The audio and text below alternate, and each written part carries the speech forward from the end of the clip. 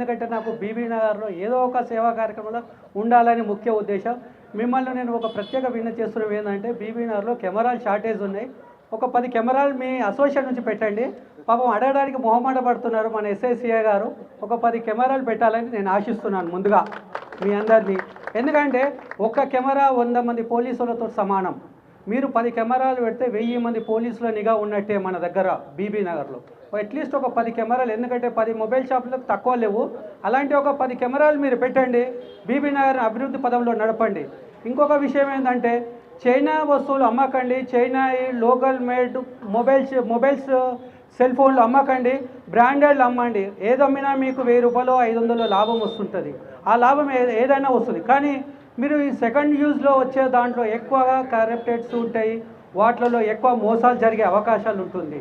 1994లో భారతదేశంలో మొదటిసారి మన సుఖ్రామ్ టెలికమ్యూనికేషన్ మంత్రి గారు పశ్చిమ బెంగాల్ ముఖ్యమంత్రి జ్యోతి బసు గారితో ఫస్ట్ సంభాషించిన విషయం ఏమే, మన భారతదేశంలో టెలిరంగం వచ్చి 30 సంవత్సరాలు జరిగింది. 30 సంవత్సరాల లోపల ఎక్కడికో పోయింది.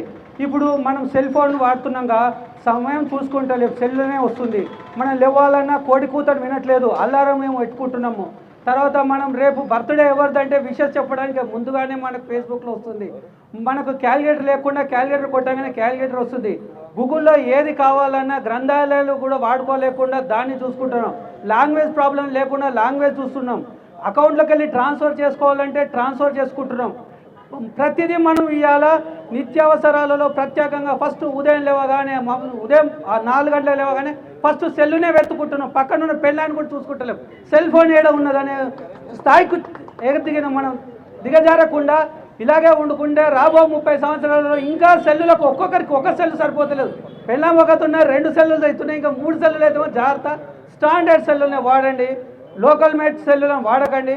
మీరు అమ్మేదే కానీ ఎప్పుడైనా కొంచెం ఇచ్చేది కూడా మీరు సిమ్ కార్డులు ఇచ్చే వాళ్ళను గమనించండి. ఎందుకంటే డూప్లికేట్ సిమ్లు తీసుకొని వాళ్ళు కరప్షన్ చేయడానికి ఆస్కారం ఉంటుంది. సెల్ ఇచ్చే వాళ్ళు వ్యక్తులు వీళ్ళు ఎవరైనా లోకల్ వ్యక్తులా పరాయి వ్యక్తులా వీళ్ళని ఒకసారి మీరు అబ్జర్వ్ చేయండి. ఎందుకంటే మీ దగ్గరనే ఇన్ఫర్మేషన్ వస్తుంది.